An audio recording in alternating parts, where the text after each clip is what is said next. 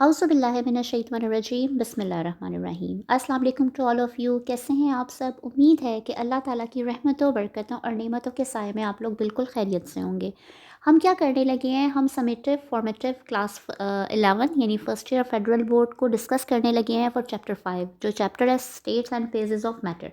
अच्छा, अब सबसे पहले तो चैनल को सब्सक्राइब कर दें, ठीक है जी। आपकी एप्रिसिएशन है ये मेरे लिए, और जो कि मैं हार्ड वर्क करती हूँ, आप सबको पता है, ठीक है। तो प्लीज़ चैनल को सब्सक्राइब करें पहले, फिर उसके बाद वीडियो को देखना शुरू करें। अब ये जो फिफ्थ चैप्टर है states and phases of matter, इसकी आपको यहाँ नज़र आ रहा होगा 14 एसएलओ हैं। इसमें से कुछ समेटिव हैं, कुछ फॉर्मेटिव हैं।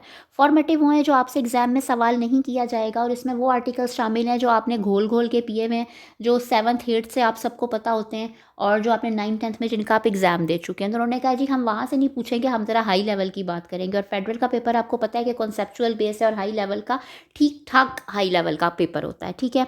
तो अब सबसे पहले kinetic molecular interaction of liquids, ये आपने फिज़िक्स में भी किया है, आपने केमिस्ट्री में भी किया है 9th 10th में। आप पीछे जो बच्चे अगर कैम्ब्रिज सिस्टम पढ़कर आए हैं तो उन्होंने तो ये बहुत ही, उनको अच्छी तरह से आता है सारा कुछ, ठीक है। तो ये आपको क्वेश्चन एग्जाम में सवाल नहीं किया जाएगा। इसमें आ गई डिफ्यूजन, आ गई कंप्रेसिबिलिटी, आ गई ये सारी जो भी आपकी आ गई, एक्सपेंशन आ गई, इसके बारे में आपको एग्ज़ाम में सवाल नहीं किया जाएगा। क्लियर? ठीक है। चलें जी, ये जो पहला आर्टिकल था 5.1, ये आपसे एग्ज़ाम में नहीं पूछेंगे कि आप 9th 10th में उनको सब बता कर आए हुए, और इसके बगैर आप आगे चैप्टर को समझ ही नहीं सकते, ठीक है। तो आपको आना चाहिए, लेकिन एग्ज़ाम में सवाल नहीं किया जाएगा। सेकंड है 5.2 आर्टिकल है फिजिकल प्रॉपर्टीज़ ऑफ लिक्विड। यहाँ पर आपका वेपर प्रेशर आ रहा है, इसके बारे में एग्जामिनर पूछेगा। एवेपोरेशन है, ये सारा कुछ करना है। यानी ये जो 5.2 मैंने आपको दिखाया है, ये पूरा आपने करते जाना है जब तक मैं आपको कहूँ ना, ठीक है। ये सारा एवेपोरेशन हो गया, वेपर प्रेशर हो गया। अब आगे जाते हैं, ये तो काफ़ी लंबा है। वेपर प्रेशर में से लॉन्ग क्वेश्चन बहुत मुश्किल है, क्योंकि वो आपका कॉन्सेप्चुअल इम्तहान लेगा, तो कोई बेवकूफ़ी होगा जो आपको लॉन्ग क्वेश्चन यहाँ से मारेगा। ज़्यादातर आपको ना इन टॉपिक्स में से शॉर्ट क्वेश्चन आएंगे, ठीक है। बॉइलिंग पॉइंट हो गया, इसमें से भी शॉर्ट बनेंगे, और कई शॉर्ट बन सकते हैं। फिर वो बॉइलिंग पॉइंट और वेपर प्रेशर को आपस में डिस्कस कर रहे हैं। Atmospheric pressure, sorry vapour pressure नहीं, एटमॉस्फेरिक प्रेशर, ठीक है। फिर आगे जाएं, विस्कोसिटी हो गई, आगे जाते जाएं, सरफेस टेंशन हो गई। इसमें से भी बहुत शॉर्ट क्वेश्चन जो है आपके बन सकते हैं। आगे है, ठीक है, कॉन्सेप्ट ऑफ हाइड्रोजन बॉन्डिंग। ये बहुत बहुत इंपॉर्टेंट सवाल है, कॉन्सेप्ट ऑफ हाइड्रोजन बॉन्डिंग, कि आपने एक्सप्लेन करनी है इसके प्रॉपर्टीज़ ऑफ वाटर, ठीक है। ये आपका है, ठीक है। आगे ये एक सेकेंड, जस्ट 5.3 आर्टिकल है एनर्जेटिक और फेस चेंज, ठीक है। ये भी आप जैसे अभी मैंने 6th चैप्टर में पीछे बताया था ना, कि एक टॉपिक है जो आपका Q is equal to MC delta t, तो वो आप 9th में करके आए हुए हैं, ठीक है। वो आपने पूरी उसकी डेरिवेशन की थी, तो वो बहुत अच्छे से आप सबको आता है, और वो कोई भूलने वाली चीज़ नहीं। इसी तरह ये मोलर हीट ऑफ वेपोराइजेशन और molar heat of fusion, I think होगी, हाँ जी, फिशर फ्यूजन, यस। तो ये भी आपने उसी 9th चैप्टर में की थी, तो ये उन्होंने निकाल दिया। तो इससे रिलेटेड न्यूमेरिकल भी निकल जाएंगे, ठीक है। ये आपने नहीं करनी।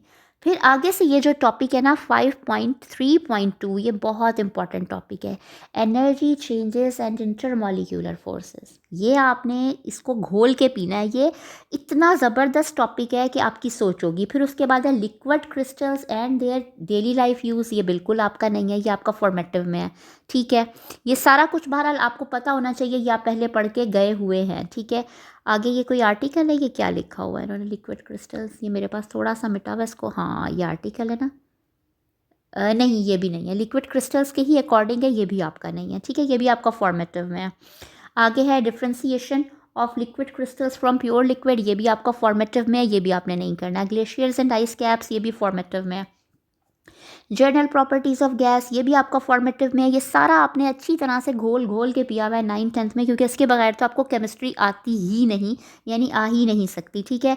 उसके बाद ये सही, ये सारा आपका उसमें है। फिर जर्नल प्रॉपर्टीज़ ऑफ सॉलिड भी आपका जो है उसी में फॉर्मेटिव में, ठीक है। ये भी आपने नहीं करना। Kinetic molecular interpretation of solids, ये भी आपका फॉर्मेटिव में है सारा, ठीक है। Properties of solid based on kinetic molecular theory, ये भी आपका सारा फॉर्मेटिव में, ये आपसे एग्जाम में नहीं पूछा जाएगा, ठीक हो गया।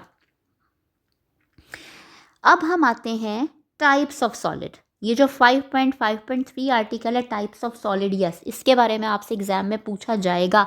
हालाँकि ये भी आप पीछे बहुत पढ़कर आए हुए हैं, पर मुझे नहीं पता कि वो क्यों पूछना चाह रहा है आपसे एग्ज़ामिनर इसके बारे में। इसके बगैर भी आपको केमिस्ट्री आ नहीं सकती, ये चीज़ आपने उसमें फ़िज़िक्स में भी पढ़ी है। अभी यही जो 2023 का करिकुलम है इसमें, ठीक है। बहरहाल वो आपसे क्रिस्टलाइन सॉलिड और अमॉर्फस सॉलिड के बारे में क्वेश्चन कर सकता है। उसकी बेसिक वजह शायद ये थी कि ये जो ज्योमेट्रिकल शेप्स और ये मेल्टिंग पॉइंट ये सब तो आपने पढ़ा हुआ है, लेकिन क्लीवेज प्लेन और हैबिट ऑफ अ क्रिस्टल ये दो नई चीज़ें हैं जो आपने पढ़ी हैं, ठीक है। हो सकता है कि अब जो नए करिकुलम का बच्चा 9th-10th कर आए उसने ये चीज़ पढ़ी हो, लेकिन फर्स्ट ईयर के बच्चे ने अभी क्लीवेज प्लेन और हैबिट ऑफ अ क्रिस्टल नहीं था, तो उसकी वजह से शायद उसने आपको ये क्रिस्टलाइन सॉलिड और एमॉर्फस आपके फॉर्मेटिव में नहीं किया है। इसके बारे में एग्जाम में पूछा जाएगा, क्योंकि अगर ये नहीं किया तो फिर ये वाला थोड़ा सा मसला हो जाता है, ठीक है। ये टॉपिक आपका है। फिर देख लें कि पीछे तक ये सारा कुछ भी नहीं है, ये जस्ट आपका जो 5.5.3 है टाइप्स ऑफ सॉलिड ये पूरा है, ठीक है।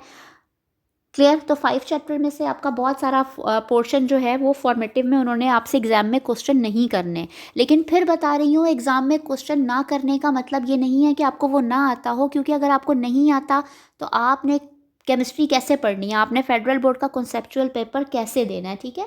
और बहुत सारी चीज़ें उसमें से फिर बता रही हूँ वही हैं जो आप 9th-10th में कर आए हैं, जो आप पीछे करके आए हैं, ठीक है, वो हमारी बेस होती है। तो उन्होंने आपके ऊपर सिर्फ एग्ज़ाम का प्रेशर हल्का किया, क्योंकि इस दफ़ा एग्ज़ाम में छुट्टियाँ बहुत कम होनी हैं। 9th-10th को भी जल्दी फ़ारिग ही किया जा रहा है, क्योंकि 28 अप्रैल जो है वो फर्स्ट ईयर की डेट आई है, ये 2026 के लिए डेट बता रही हूँ मैं।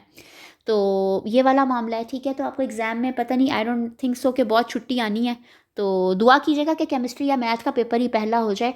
प्री इंजीनियरिंग वालों के लिए कह रही हूँ, और बायो वालों के लिए मेरा ख्याल है केमिस्ट्री ही पहला हो जाए तो बेहतर है।